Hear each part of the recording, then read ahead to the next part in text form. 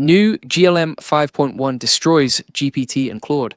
You've been sleeping on the wrong AI models. While everyone's arguing about GPT and Claude, something else just dropped. It's open source, it's free to run locally, and on one of the most important coding benchmarks in the world, it just beat them both. If you're using AI for any kind of real work right now, you need to know about this because the landscape just changed. Hey, I'm the digital avatar of Julian Goldie.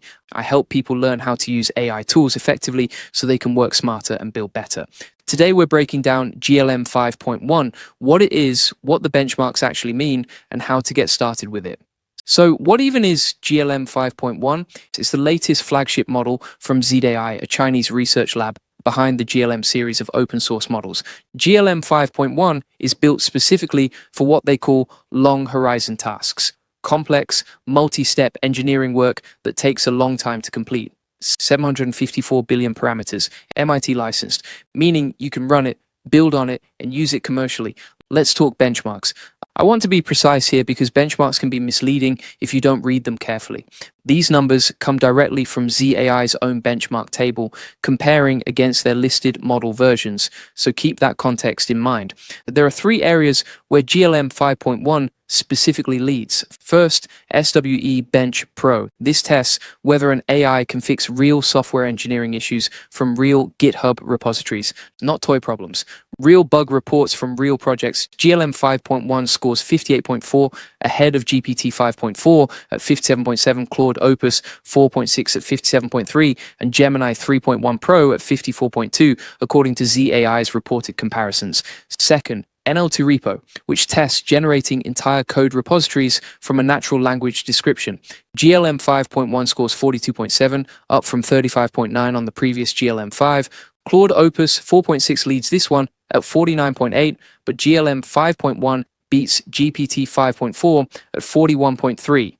Third, Terminal Bench 2.0, testing real-world terminal tasks. GLM 5.1 scores 63.5 on the standard eval and 66.5 when tested using Claude Code as the execution environment. Now, to be fair, GLM 5.1 does not lead everything.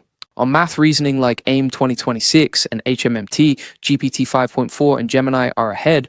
On science reasoning like GPQA Diamond, Gemini leads at 94.3.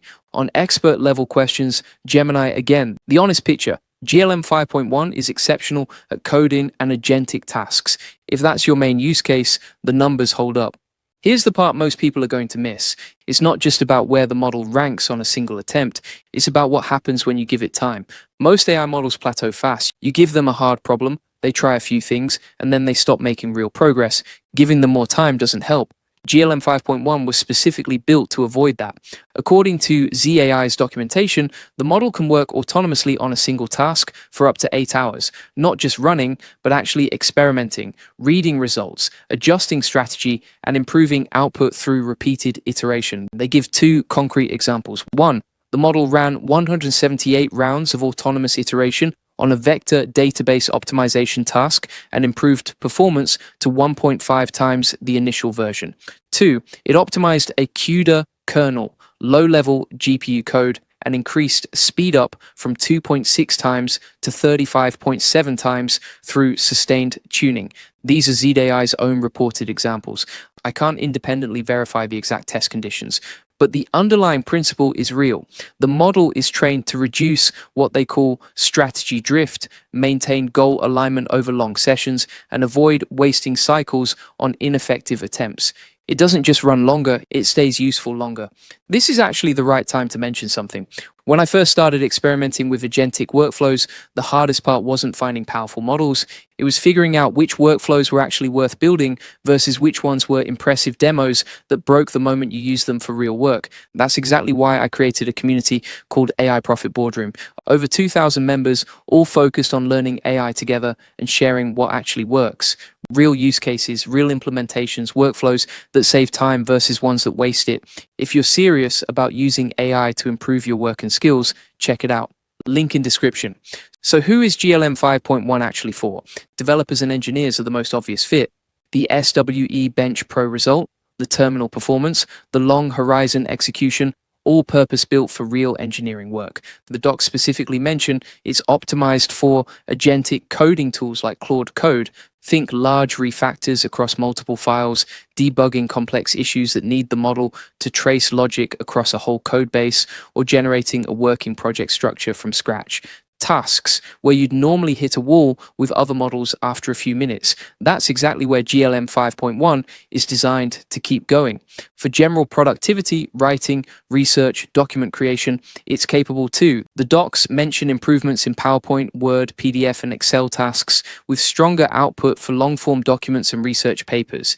It supports a 200,000 token context window with 128,000 max output tokens, so you can handle very large documents without losing context. So that's a practical advantage if you're working with lengthy contracts, research reports, or anything where you need to keep a lot of information in play at once. For creative writing and front-end work, the docs note improvements in style control, plot development, and visual diversity on prototyping tasks. How do you actually access it? Two ways. Option one, the API through ZAI at ZAI. Sign up, get an API key, and the model name is GLM 5.1. It supports streaming, function calling, structured JSON output, MCP tool integration, and context caching. The SDK works in Python and Java, and it's compatible with the OpenAI Python SDK. Just update the base URL and model name. Drops into a lot of existing setups with minimal changes. Option two, run it locally. You'll need serious hardware for a 754 billion parameter model.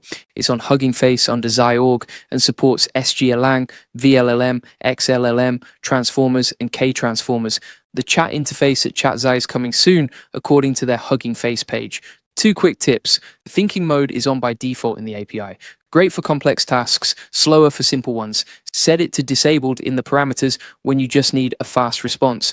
Context caching is also supported if you're building an agent that repeatedly references the same code base or document. Set this up. It will make your workflow noticeably faster. So does GLM 5.1 destroy GPT and Claude? Honest answer, depends what you're measuring. On SWE Bench Pro, real-world software engineering is currently number one according to ZAI's own benchmarks. On broader reasoning and science, Gemini and GPT are ahead. What makes it stand out is the long horizon execution.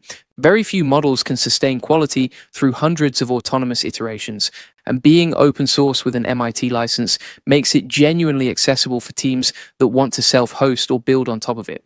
If coding, agentic work, and long horizon tasks are part of your workflow, it's worth testing.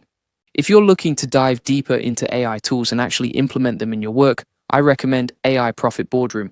Over 2,000 people learning how to use AI effectively. Everyone shares real experiences.